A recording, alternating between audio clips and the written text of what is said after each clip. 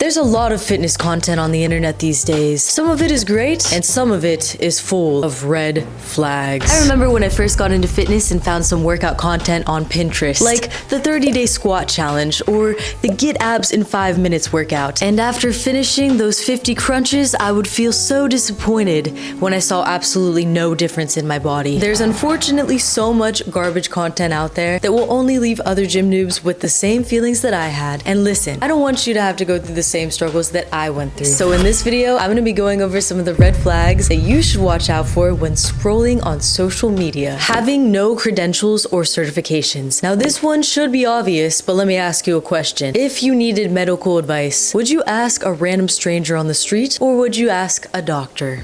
Exactly. There are so many people out there that have absolutely no or just BS credentials. There are some personal training certifications that you can take on your laptop and then just pull up another tab and look up all the answers. It's very easy to cheat. And most of these people are just regurgitating popular fitness advice that they also saw online. Meanwhile, there's people that literally go to college for this. Like me. I have my bachelor's degree in exercise science. I'm also a certified exercise physiologist and I've been a personal trainer for several years. Some people may not know this, but exercise is literally a science. The way your muscles break down and build back up, the way your body metabolizes food, it's all a science and there is a lot to be learned about it. Some examples of the best personal training organizations that someone could get certified through are ACSM, NASM, and ACE. And obviously, a college degree has a lot of merit as well. So before you go and blindly follow someone's fitness advice, check out their credentials and their certifications if they even have any. If you ever see any videos or workouts with the title, How to Get Abs in 5 Minutes, How to Burn Belly Fat in 7 Days,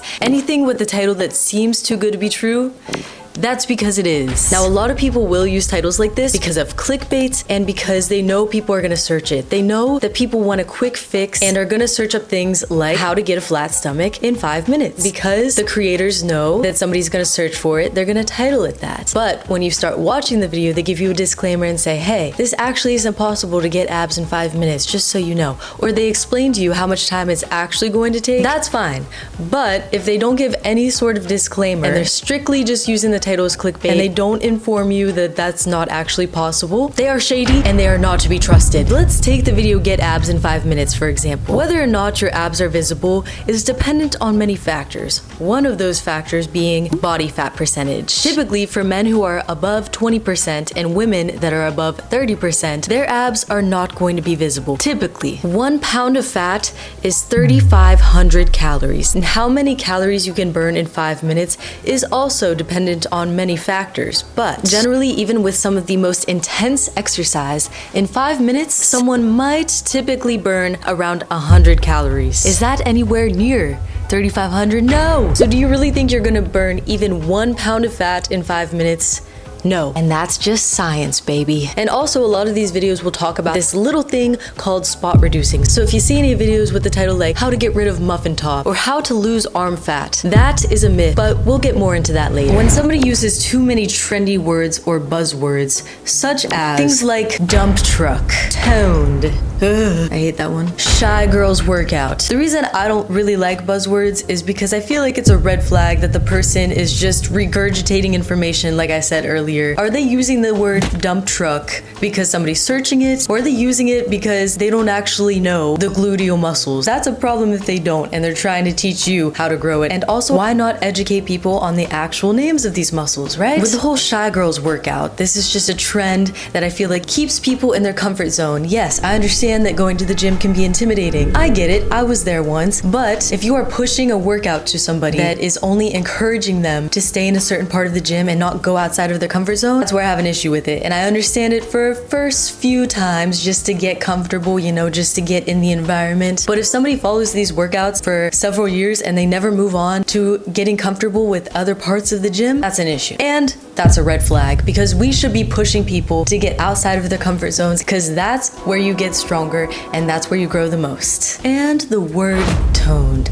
Oh, Don't get me started on this word, y'all. This word has been overused for decades, but I don't like it because I feel that it implies that having muscle is a bad thing. Having muscle specifically as a woman, which it's not. There are so many benefits to having muscle. Here's just a few of them. When people usually think of the word toned, they correlate it with being slim. That could be okay, but also, is it really just that you don't want to take up space as a woman because you feel like you're not allowed to? If so, that's a problem. Having muscle, taking up space, and being big is not a bad thing. In fact, it's an amazing thing. When someone has plastic surgery, specifically a BBL, and they're trying to push or sell a workout that supposedly is how they grew their glutes, I have a huge issue with that. Misleading other girls, women, people in general into thinking they can get the same results you did with something that you didn't even do to get those results is not okay. It's sad because I feel like a lot of people don't know the difference between glutes that are actually built, they are muscles, they are real, versus plastic surgery, BBLs,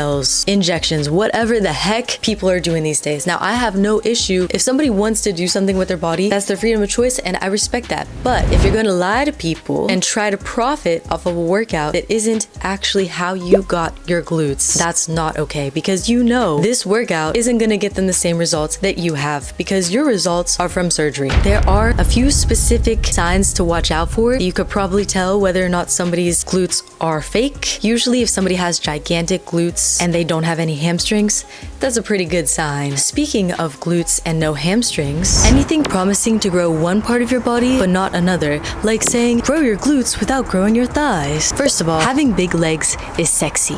And no, that is not just my opinion. That is scientifically proven. Okay, it's just my opinion. But it is scientifically proven that muscle imbalances can cause injuries. Being well-rounded is really, really important because using this example, most of the exercises that grow your glutes are compound exercises like squats, deadlift, hip thrust. All of these exercises work multiple muscle groups. So if you only want to grow your glutes or only doing a workout to grow your glutes and you're neglecting your quads and your hamstrings, then when you do perform these exercises that I just mentioned, you're going to be so much more likely to get hurt. If they're part of an MLM or a pyramid scheme, I'm not saying they couldn't be knowledgeable. However, they are promoting a scam. And even if they aren't aware that what they're part of is a scam, they're not interested in helping you. They're interested in helping themselves. That's why they want you to join their team so they can keep going to the top. Because if you don't know how MLMs or pyramid schemes work, it's basically you get a bunch of people on your team, and the more people you have on your team, they push you up a level, and they keep pushing you up more and more levels. And supposedly if you get to the top level, you can have freaking a Bugatti and $100 million and oh my gosh, you're living your dreams, but it's a scam. Products are overpriced. They're not good quality. Oh, and speaking of bullshit products, if they're promoting products such as waist trainers, detox teas, that belly fat burning belt, they either A, have no clue what they're talking about, because anyone that does knows that those products are scams, or B, they do know,